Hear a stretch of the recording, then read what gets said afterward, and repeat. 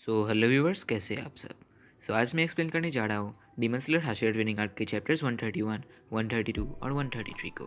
अगर आपने पिछले एपिसोड को नहीं देखा है तो मैंने प्लेलिस्ट लिंक डिस्क्रिप्शन और कमेंट सेक्शन में दे दिया है, so go and check it out. And अगर आप इस चैनल पे नए हैं then don't forget to subscribe my channel.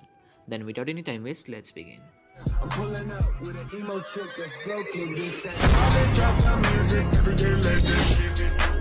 My friends are all annoying, but we go dumb, yeah, we go stupid. This that 2K on the table just so we can be secluded. And I could came diluted. One more line, I'm superhuman, fuck.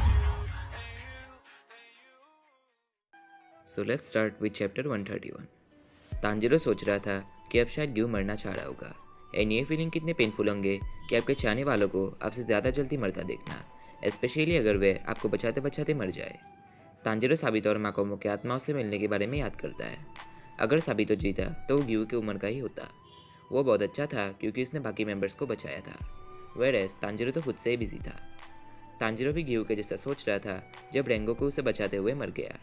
Tanjiro को पता नहीं था कि वो ग्यू को कैसे समझाएगा। Tanjiro Gue को पुकारता है बट ग्यू रिस्पॉन्ड नहीं करता है। वो पूछता है कि क्या साबितो के विश्वास उन दोनों के साथ रहने में मदद नहीं किया। तभी ग्यू को कुछ मेमोरीज याद आते हैं कि साबितो ग्यू को ऐसे बार बार मरने की बातें ना कहने कहता है। अगर वो फिर से ऐसी बातें करे तो साबितो उससे दोस्ती तोड़ देगा। ग्यू की बहन शादी कर सकती अगर वो ग्यू को डीमन से ना बचाती।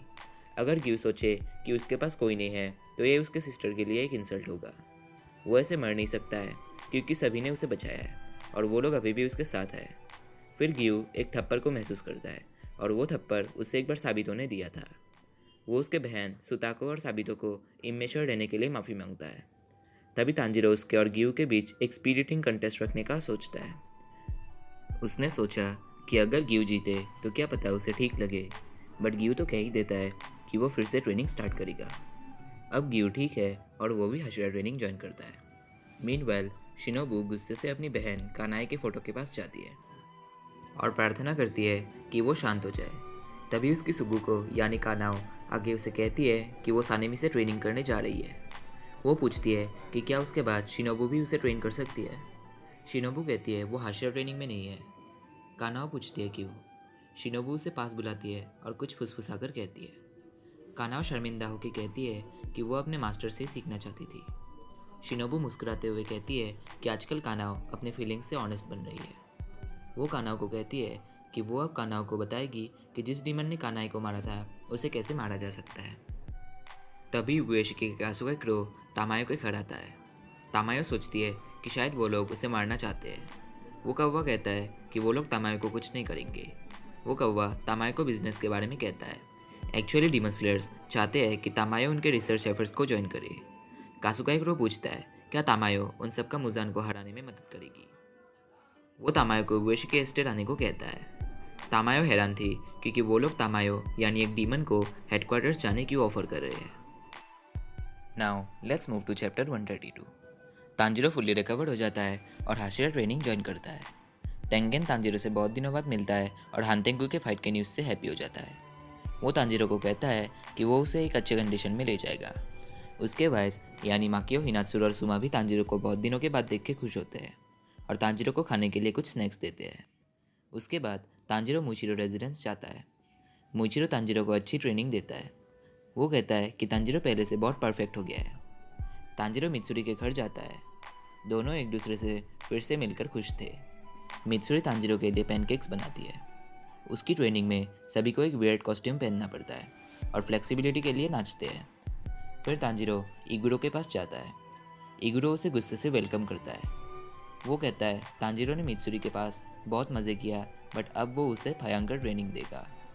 तांजिरो बाकियों को बंधा देख सोचता है कि ये एक एग्जीक्यूशन ग्राउंड होगा। वो इगुरो को पूछता है कि क्या उन सभी ने कुछ क्राइम किया है।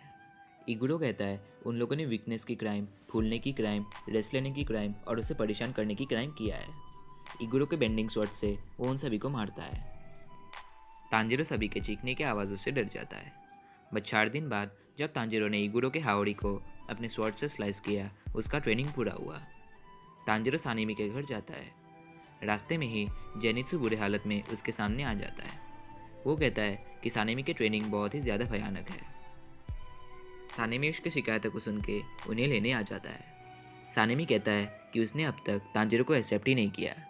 तांजिरो भी कहता है कि उसने भी सानेमी को एक्सेप्ट नहीं किया क्योंकि सानेमी ने नेजुको पर हमला किया था। बट ट्रेनिंग के बाद जेनित्सु के बातें ठीक निकले। तांजिरो का हालत देखने लायक था। नेक्स्ट डे वो कॉरिडोर में गेन्या और सानेमी की कन्वर्सेशन सुनता है। सानेमी कहता है कि गेन्या एनोइंग है और सानेमी का कोई भाई नहीं है।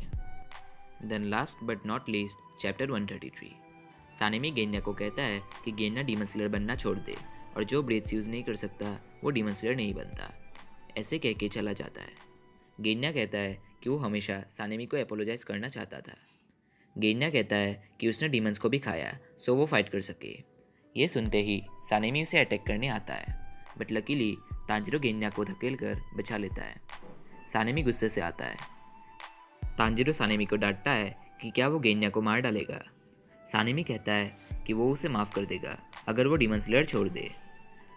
तांजिरो चिल्लाते हुए कहता है कि अगर सानेमी गेन्या को अपना भाई मानता ही नहीं है तो उसे इंटरफेयर करने पर भी कोई हक नहीं है, और अगर गेन्या उनके साथ नहीं होता तो वो लोग हंतेंगु से मर जाते। सो वो सानेमी को गेन्या को चोट पहुंचाने से रोकेगा। तभी सानेमी तांजिरो के पेट पे बहुत जोर से घूसा मारता है।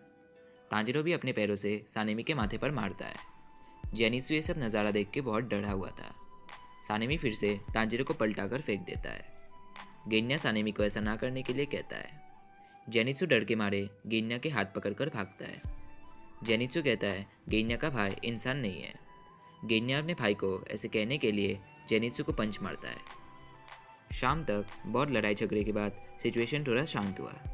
तांजिरो को ऑफिशियली स्कोल्डिंग्स भी मिले और उसे सानेमी के पास जाने से भी मना किया गया। तांजिरो बहुत उदास था। तांजिरो और जेनित्सु ग्योमे के घर जाते हैं। वो लोग देखते हैं कि एक झरने में कई स्टूडेंट्स बैठे हुए हैं। इनोसुके भी वही था। ग्योमे उन दोनों को डराते हुए वेलकम करता है। उसके पीठ में ढेर सारे भारी लकड़ियाँ होते हैं। दोनों ग्योमे को देख के डर जाते हैं और चैप्टर एंड होता है। सो आई होप मेरा एक्सप्लेनेशन अच्छा था। अगर कुछ मिस्टेक्स हो तो माफ़ कीजिएगा। अगर वीडियो अच्छी लगे तो एक लाइक कर दीजिएगा और चैनल को भी सब्सक्राइब कर दीजिएगा। So next episode will come soon. So till then bye bye.